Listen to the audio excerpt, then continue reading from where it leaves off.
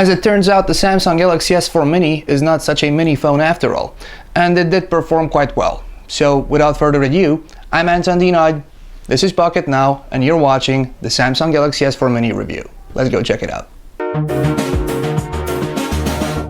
Samsung is not only overusing its materials and design, but with its recent devices like the Galaxy S4 Active, Galaxy S4 Zoom, the Galaxy S4 Mini, which we're currently reviewing, it is also reusing and heavily relying on the Galaxy S brand, in this case, this year's flagship, the S4. We've reviewed several versions of the Samsung Galaxy S4 and we even submerged the Galaxy S4 Active, so make sure to read those reviews on Pocket Now, and while you're at it, subscribe to our social media channels to stay up to date. The Galaxy S4 Mini, provided to us by our good friends over at clove.co.uk, is this year's miniature Android flagship from Samsung. It's not a mini per se, as it sports a relatively large 4.3-inch screen, and its specs aren't too bad either. As far as the phone's construction is concerned, we could limit ourselves to saying that this is a smaller Galaxy S4. We wouldn't be lying to you, since you'll see and feel the same hyperglazed polycarbonate case with the same color options. That plus the design is the same, from front to back and even the box itself. This truly is a mini version of the phone in all respects. Our unit is the White Frost version, which conceals fingerprints, but if you don't mind having a smudgy phone, the dark flavor is rather appealing. The Galaxy S4 Mini even has the same texture on the plastic as its bigger brother. Let's assume you've never seen a Samsung Galaxy S4, or S3, or Note 2, or Mega, and the list can go on. The Galaxy S4 Mini has an earpiece, sensors, as well as a 1.9-megapixel webcam at the top of the 4.3-inch screen with QHD resolution. Underneath, there's the usual home button flanked by the back and menu capacitive keys. The volume rockers reside on the left side, power button on the right side, microphone and micro USB port on the bottom, 3.5mm headphone jack, IR blaster, and a secondary mic on the top. The back holds the 8-megapixel shooter with LED flash and the speaker on the bottom. The screen is 4.3 inches in diagonal, which isn't really mini name worthy, but in the context of 5-inch plus phones, we can understand the naming. The resolution, however, is QHD, which is 540 by 960 pixels, and we wish it would have been a 720p screen, but it looks good nonetheless. We won't waste time now telling you about the advantages of a Super AMOLED screen. Instead, we'll tell you this much: it's good. Powering everything is a 1.7 GHz dual-core processor.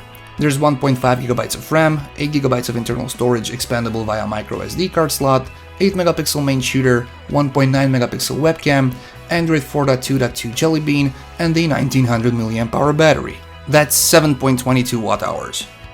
Bluetooth, Wi-Fi, NFC, and even an infrared port are present, and since this review unit we got from clove.co.uk is the GTI 9195, it has LTE radio capabilities. Samsung's latest TouchWiz user interface runs on top of Android 4.2.2.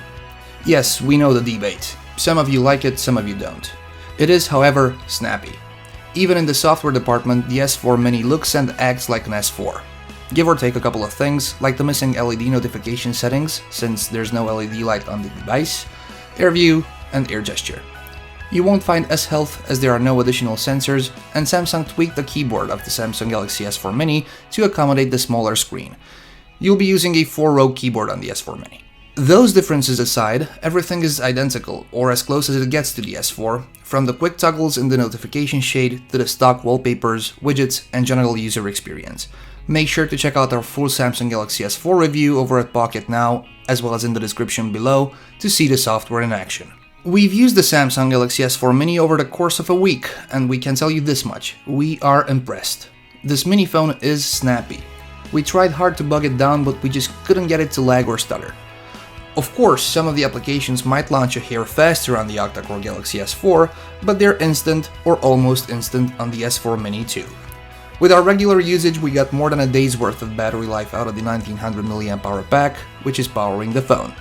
That means phone calls, text messages, social media on Facebook, Twitter, Google+, taking pictures, browsing the web, instant messaging, Google Maps, YouTube videos, Spotify music, and even workout tracking. You will definitely get at least one day's worth of action of the S4 Mini. Interestingly, when we compare the Galaxy S4 Mini with the Galaxy S4, to our eyes, some of the shots generated by its 8-megapixel camera looked a little bit better than the ones snapped by the 13-megapixel shooter on the S4. What we're trying to say here is that the camera on this phone is good. Shots are in focus, well balanced, and even low light performance seems to be decent. Same can be said about voice and data performance. We experienced no problems at all. Earpiece and speakerphone performance was good, and so did our voice sound over the microphone. But we always want more. We wish it had a 720p display, and we wish it had an LED notification. The phone's vibration is funny, noisy, and the speaker could be a little bit louder.